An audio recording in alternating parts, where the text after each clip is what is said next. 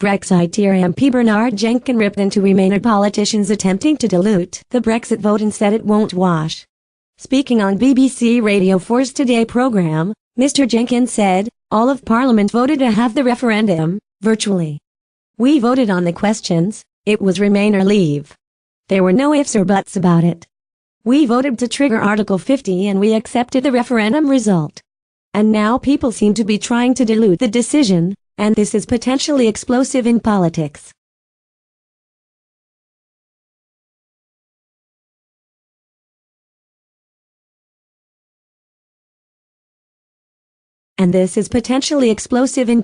Bernard Jenkin. How will most MPs face their voters if their voters voted Leave and they are voting for these Remain-type options?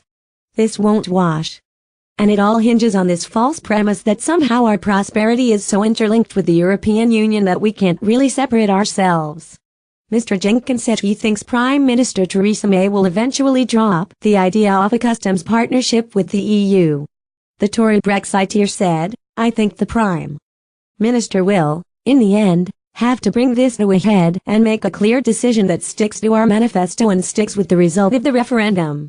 Mr. Jenkins said Britain must be free to thrive outside of the EU and not get teed up by negotiations.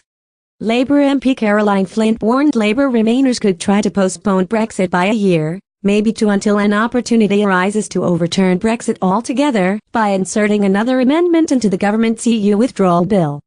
Ms. Flint, the party's ex-Europe minister, Tuesday the Labour frontbench could attempt to remove the fixed Brexit exit day from the government's EU withdrawal bill.